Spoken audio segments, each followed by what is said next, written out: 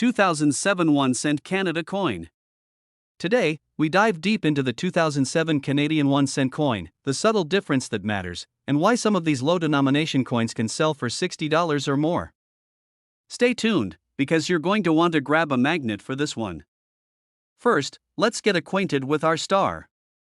The 2007 Canadian 1-cent coin features the portrait of Queen Elizabeth II. This is the fourth definitive effigy, designed by Susanna Blunt. It was a new, more modern look for the Queen on Canadian coinage, introduced in 2003. Reverse tails the classic, beloved, and enduring maple leaf twig design. This iconic image, featuring two maple leaves on a single twig, was created by G. E. Kruger Gray and has been the mainstay of the Canadian penny since 1937. The mintage, in 2007, the Royal Canadian Mint produced a massive number of these pennies, over 938 million for general circulation. That is a huge mintage, which usually means the coins are very common and worth face value. However, this is where things get interesting. From 1997 to 2003, Canadian pennies were made of copper-plated zinc, non-magnetic. Around 2003, the mint began shifting the composition to copper-plated steel.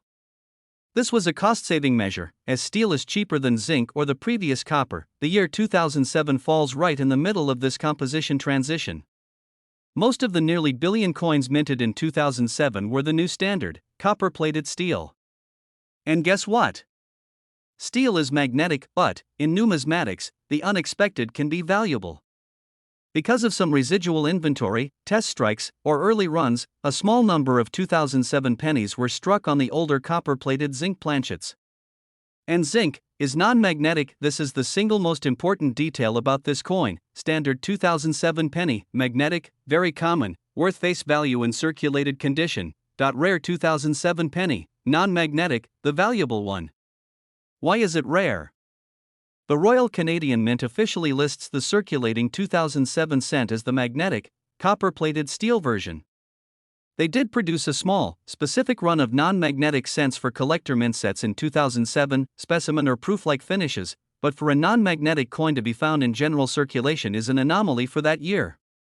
It's often classified as a mule or a composition error for a circulating coin, because it shouldn't be there. The mintage discrepancy. While over 938 million magnetic pennies were produced for circulation, the number of non-magnetic ones that might have slipped into circulation is tiny, potentially only a few thousand. And the exact number is a mystery, which only adds to the mystique and value. So, how do you find one? It's simple, and it starts with the magnet test. Find a 2007 Canadian penny. Dig through your coin jar, an old bank bag, or ask your Canadian friends. Step 2. Grab a magnet. A simple refrigerator magnet, a rare earth magnet, anything will do. Hold the coin up and touch the magnet to it. You have the standard, common 2007 penny. Still a nice piece of history, but not the big payday. You have found the anomaly. This is the valuable variety. The value of the non-magnetic 2007 penny depends heavily on its condition or grade.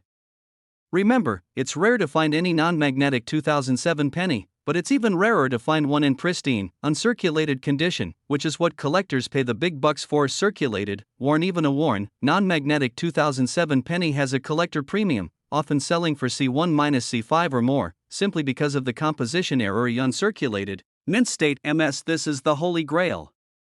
Coins graded by professional services like ICCS or PCGS in high mint state, like MS65, MS66, or MS67, are where the real value is. Sales records show these perfectly preserved specimens fetching prices from C30 up to C60 or more. A verified MS67 red can command top dollar. The key takeaway: the rarity isn't just the year, it's the composition that deviates from the expected circulation standard. The story of the 2007 penny is also a tiny piece of the larger story of the end of the Canadian penny itself. While the penny was officially retired in 2012, with the last penny struck in May of 2012, the Royal Canadian Mint stopped distributing it in February 2013. The reason? It simply cost more to produce than its face value. By 2007, the penny had long outlived its utility. The 2007 cent represents a coin on the eve of its retirement, a period when the mint was aggressively changing its metal composition to save money, leading to these fascinating errors and anomalies like the non-magnetic steel mule. The retirement of the penny marked a bittersweet moment for Canadians and numismatists. It was a familiar, constant companion in our pockets for over 150 years. The 2007 non-magnetic variety is a final, rare glitch in the system before the curtain closed. So, is the 2007 Canadian penny a guaranteed treasure? No. But is it a fantastic example of a rare, valuable anomaly hidden in plain sight? Absolutely. The next time you see a 2007 cent, remember this video. Grab your magnet.